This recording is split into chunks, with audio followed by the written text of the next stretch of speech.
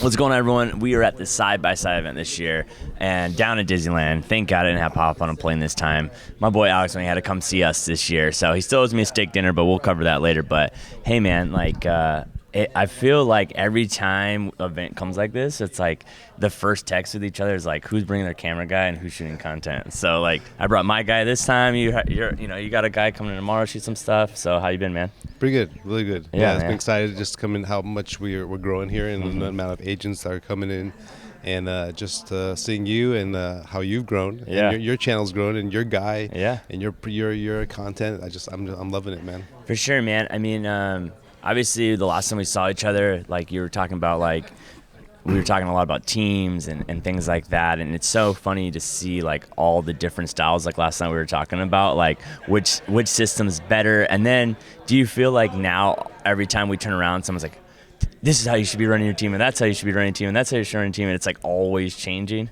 Constantly changing. I mean, you got 10 agents, right? And they 10 successful agents, $100 million producers, and they're doing it 10 different ways. And so the hard part is for us, like as business owners, which style do we pick, right? Which method do we want to go with? And I think, and we've talked about this over and over again, right? In terms of what, I mean, there's so many different ways. There's like an individual agent that has some assistance, right? Well, there's an individual agent, like you just said earlier, that is the one craziest thing ever. Like when I see an agent who has no assistant, no TC, no nothing, it's like, dude, that's why you're sending emails at midnight, like, or that's why you're.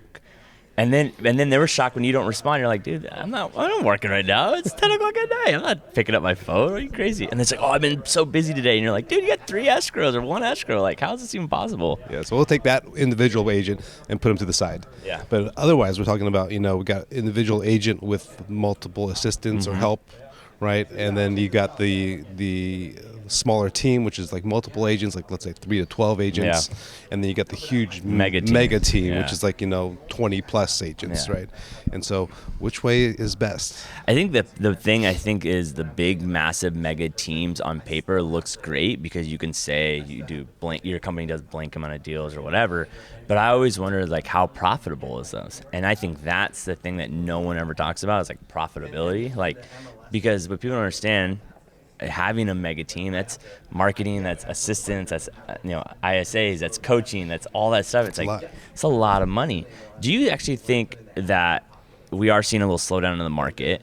You've been around and doing this a long. Do you feel like those mega teams that are over leveraged in marketing and everything might disappear when the market slows down? I think the mega teams, so I don't have a mega team, right? Yeah. But from my understanding with the mega teams, the hiring process is more a numbers game. And so you're going to hire a lot more agents and you're going to fire a lot more agents. And so I think with the changing market, a lot of agents got in the business just for the money. And they get in, we've got the highest number of agents in the national California. And California has the most agents in one state than any other state. So it's freaking crazy. And a lot of them, I would say 80% of them, can I go 90% of them? Yeah, sure, go 90. Are pretty much crap, right? Yeah. And so I think with the changing market, that should change. But I think that with the big teams, we'll probably see some changes there. Yeah. Even with the small teams, we're seeing a lot of people talking about how they're all cleaning out a house or restructuring. A lot of people are restructuring. Everyone's getting tight right now. They're getting tight. Lenders are getting tight. All of a sudden, everyone wants to sit down and talk numbers now. Like, hey, how much are we spending on marketing? Like, you definitely can feel. You can feel. I mean, it's crazy. We put a house on the market yesterday or this week. Still, 100,000 over asking. Crazy. But like, you can tell everyone's kind of feeling the tightness around it. Yeah. It's because we've been doing so well, right? I mean, the market's been ramping up. Prices have been going up everywhere. Your market, my market, everywhere. I don't mind if prices go down. It's like, my thing is like, more inventory would be great. You know what I mean? Like, even if that prices go down a little bit, more inventory would be great for everyone. Yeah. And I think that's what people don't understand. It's like, even if we see a flattening out on pricing, if we have more inventory, like, that's better for real estate. Yeah, absolutely. So you obviously have 10 agents. I think the issue is that the moment a team kind of hits a slow spot, everyone wants to blow up the team because that's not the runway to run it, and then it's another way or another. So when you have hit your flat spots or your down spots with your team, what made you not blow up the whole thing? So I have blown it up like 4 times. Right. I don't want to bring that up. Yeah, but I think what it is I think just I'm realizing now that I got to hire slower, right? And so this is where I think where a small team is really, if you're going to hire slower, take a more time before you hire, then you're going to have less time that you're going to have to fire.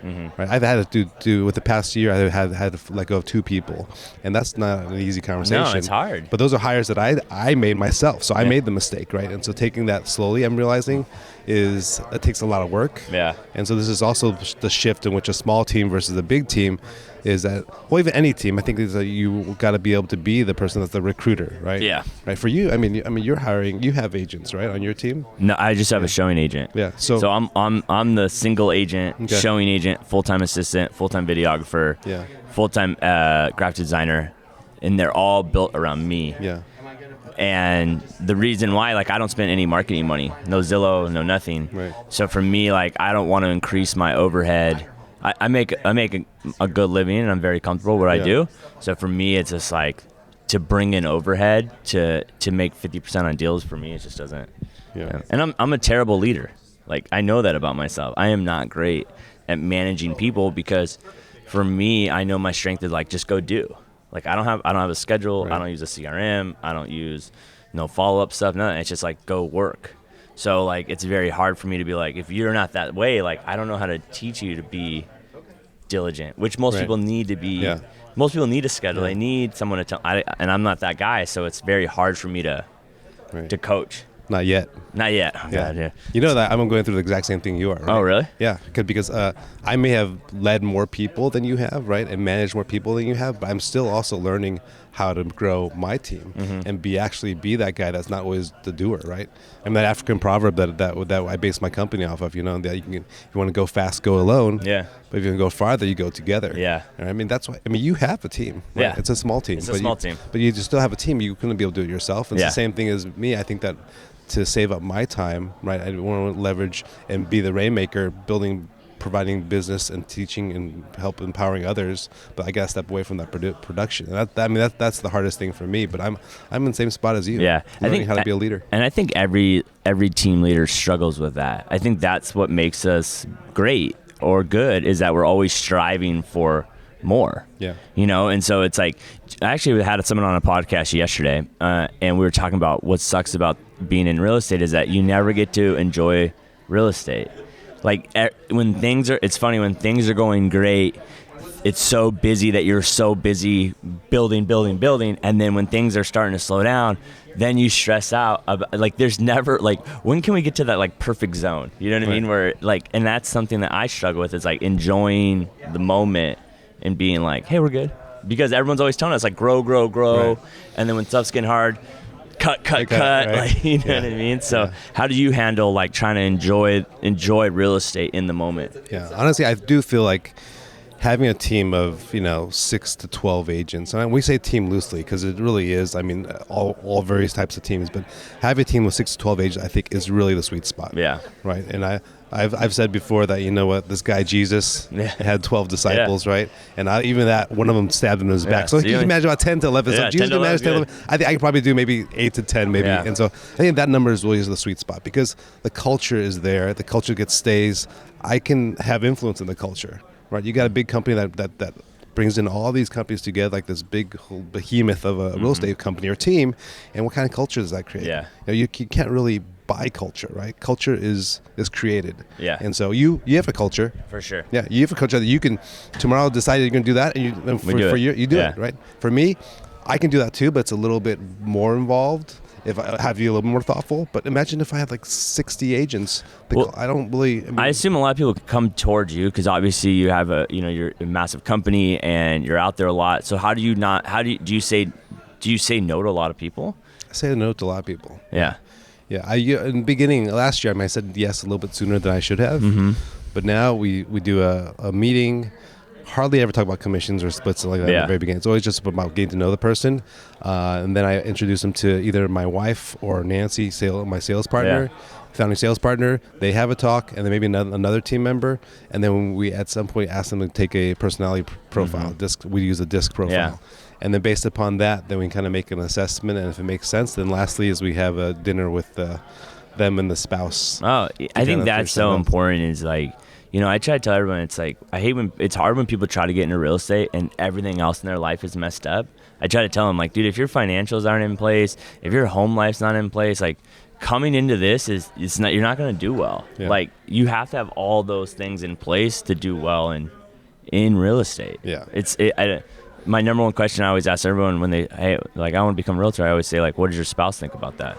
And they're like, what do you mean? I'm like, dude, are they going to be okay with you coming and going, taking phone calls, especially in the first few years where you're taking calls at 8, 10 o'clock at night because you have no deals and you're trying to stress out. So yeah, it's a huge factor. So you're at, what is one of the biggest things you look for when looking for an agent? So you go through these things, you have the dinners, like, what is something you're looking for in an agent that you think that if more team leaders look for, that's like an ongoing trend for good agents that have worked for you?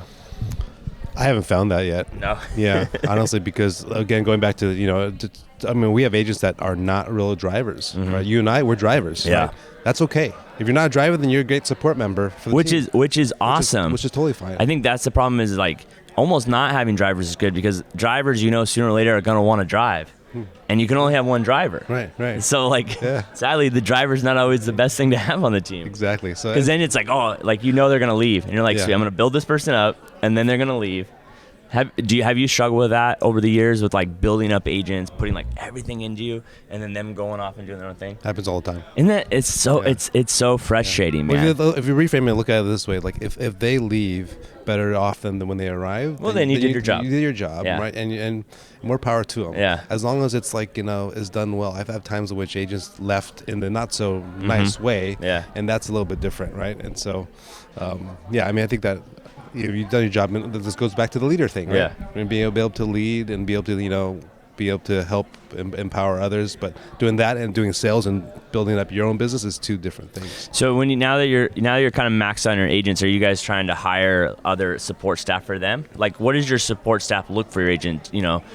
Like we said, the difference between, like, a mega team and, like, they have ISAs, they have listing agents. So in your medium-sized team, what support do you have to have for your agents?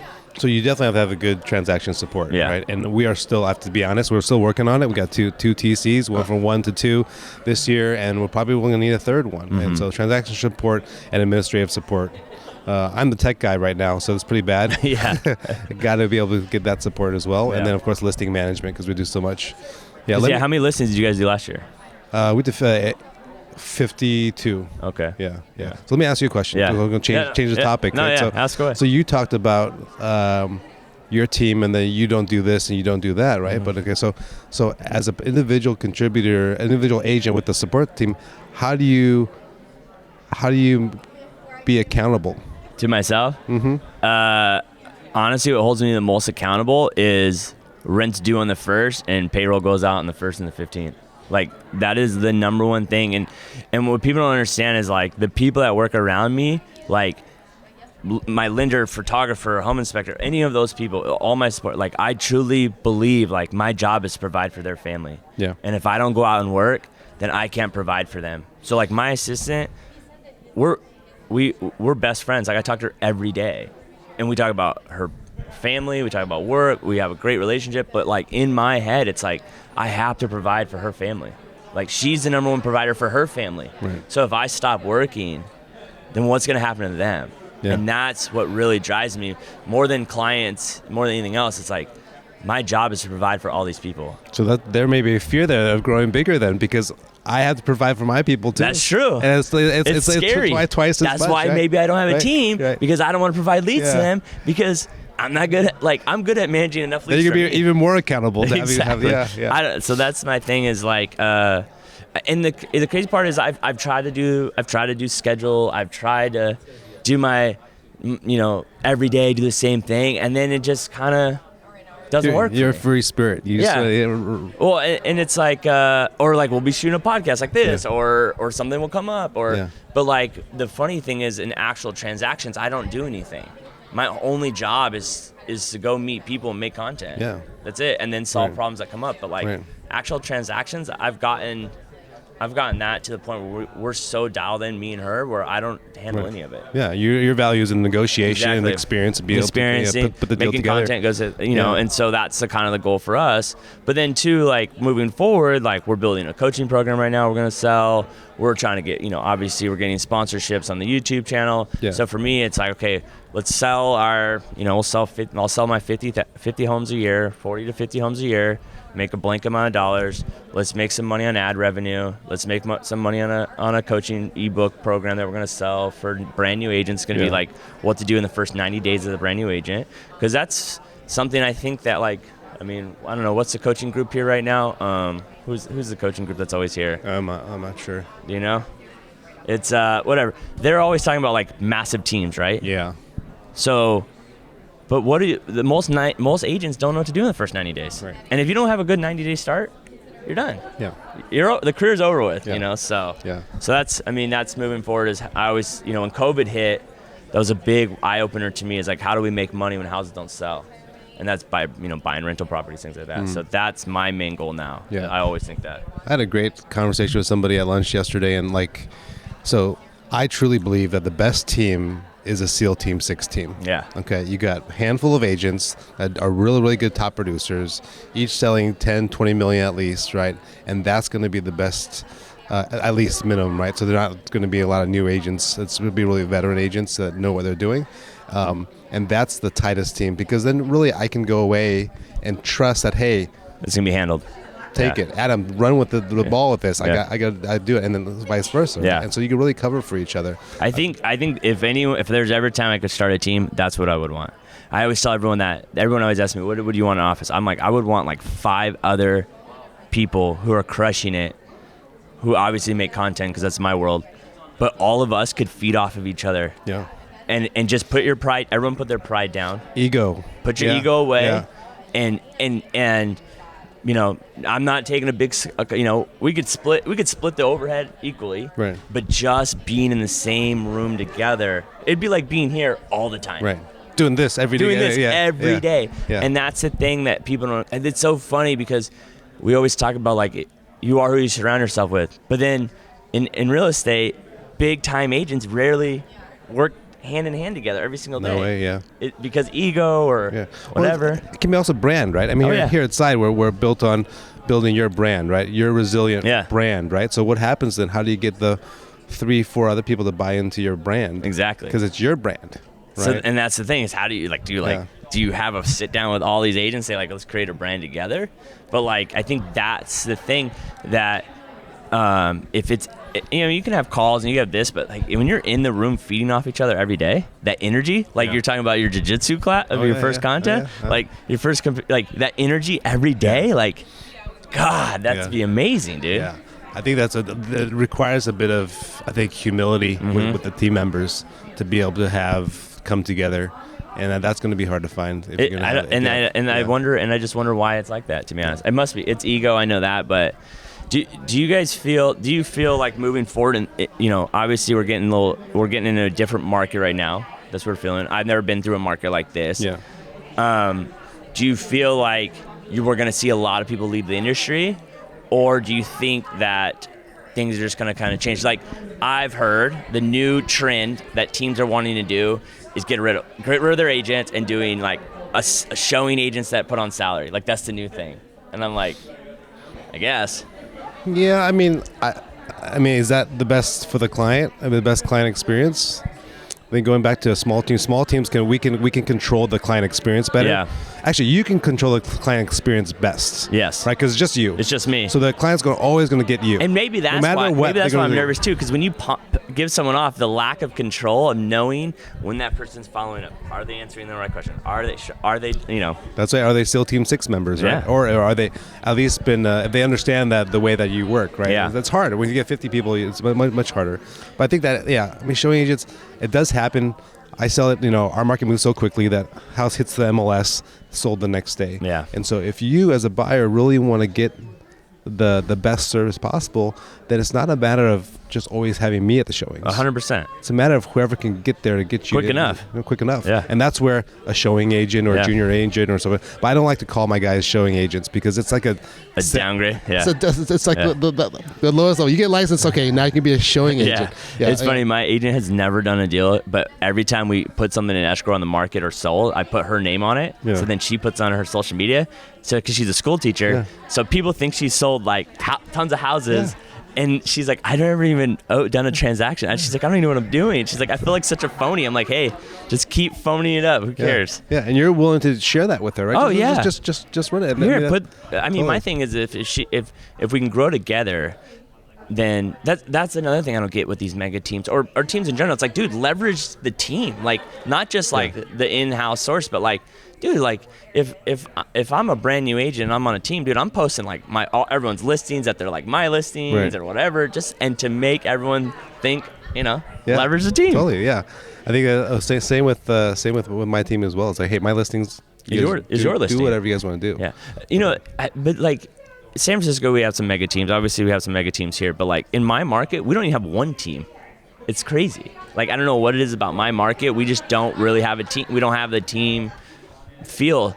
So like, do you think it's easier to have teams in areas where the price points are so high, like that you're able to fund more things because because what's the average sale price right now in San Francisco? $3 million. Our market is about 2.5. 2.5 million. Yeah. So $2.5 million, you're looking at $50,000 a check roughly. So do you think that help people to have bigger teams because they have more capital? More capital coming in. Yeah. I can see us being more competitive. Yeah. Right. I think that with more competition, I love that they're all doing the team group picture. Is that a mega team over there? Yeah. I think that I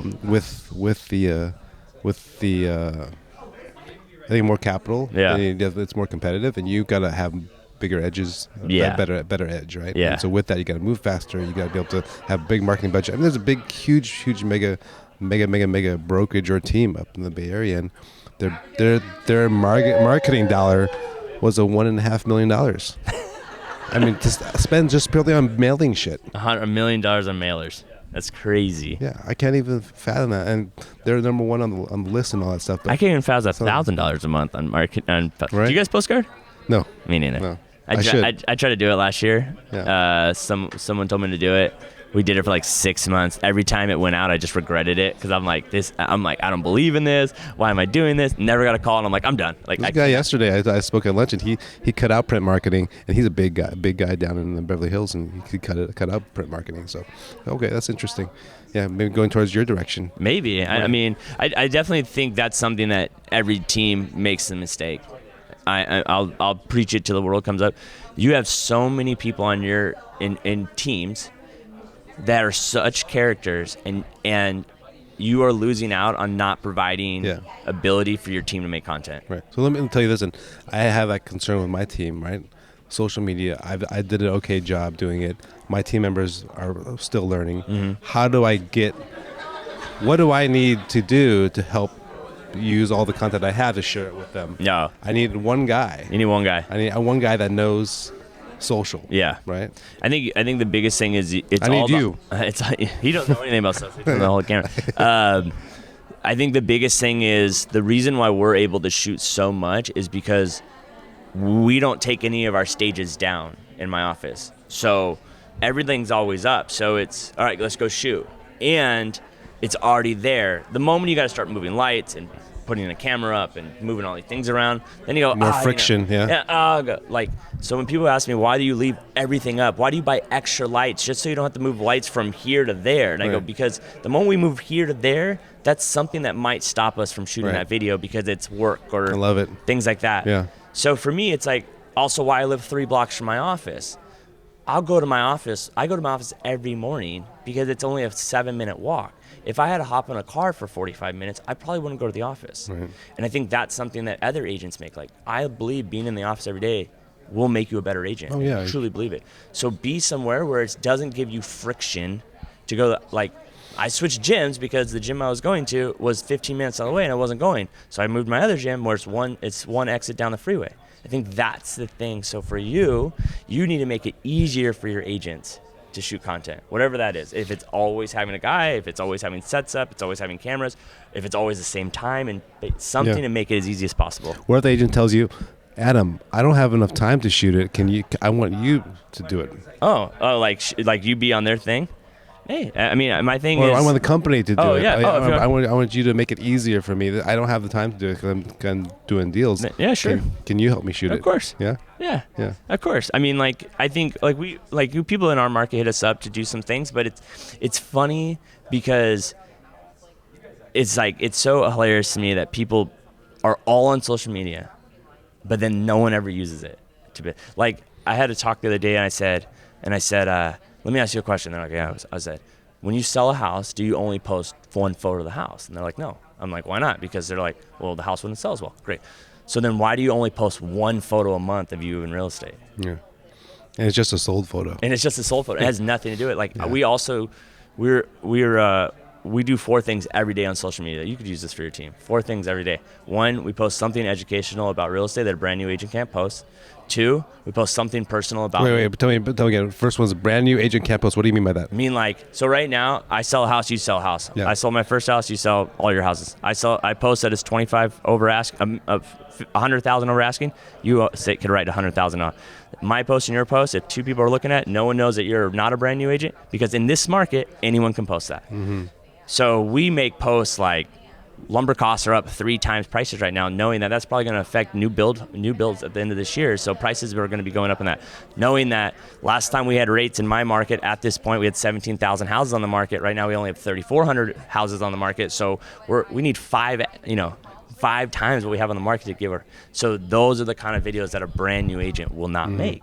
That's what will separate you online from a brand new agent, a non-brand new agent. I see. And then 2, what the great thing about that for your agents is that the moment you make these videos and you learn this knowledge, when you then go and talk to someone, you can say facts and they go, oh my God, he actually knows. And the only reason I knew that is because I just shot a video. He knows his stuff. Exactly. Yeah. Like, no one in my market knows that there's only 3,900 houses in all of Riverside County right now. Yeah. And I sit across from top agents. I'm like, do you know that? No. Do you know this? No. Yeah. Do you know? So I'm like, if we meet the same person, who's going to win? I am, because I'm going to have more knowledge than you. So there's 2. Second thing, you post something about you, jiu-jitsu, the kids, gym, whatever. 3, share something for one of your followers on your page. So if they have a charity, a small business, something, share someone's post on your post every single day. And then the 4th thing is, every time someone follows you, send them a message, thank you for the follow, because they are taking the time to follow your page. Mm-hmm. You should thank them and see how you can help them. Not, hey, you're looking to buy or sell, but hey, thanks for the follow. How are you doing? And just start the conversation. That's great. And it's so simple. Those simple. Things. And if you did those 4 things every single day, you cannot tell me you're not going to do business. Yeah. You will. And yet, 90% of the agents won't even are just posting a sold sign. Just sold. Yeah. Just listed, just sold. And that's the thing. When people go, why does it not work? I'm like, dude, you're no different. A big flaw that you probably see, and I see in this industry, is like girls who just post their face. Right. And I tell girls all the time, I said, if it comes down to who's more pretty, then you hope you're more pretty than the other girl, because if you're both just taking a headshot, there's no separation. Right. It's all in business. It's all about separating yourself from the competition. Yeah. How do you do that? That's by your brand marketing, even how you guys. I love your for sale signs. I wish I could have your for sale signs in my market. I need to switch over the 2 posts. I think that looks amazing. So those are the things that every little thing can separate you. Yeah. So, anyways, man, you can do that. Yeah. I know I can. I know. So, anyways, well, it's 9:00. I'm gonna get breakfast. Yeah. Adrian's hungry.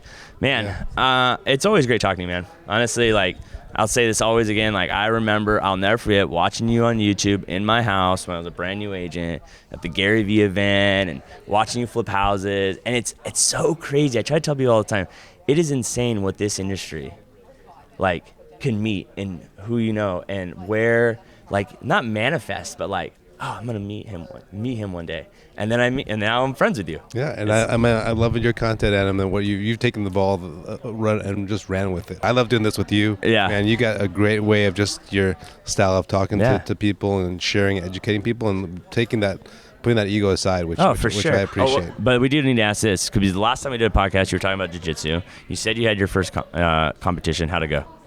I had a good experience. I got a silver medal. Perfect. Yeah. That a boy. There were only 2 competitors in my bracket. Dude. But I gotta say, it was one of the best experiences. Are you doing it every week? Yeah. 4 times a week. 4 times a week. Dang. So. All right, man. Thanks, Later. dude. Bye.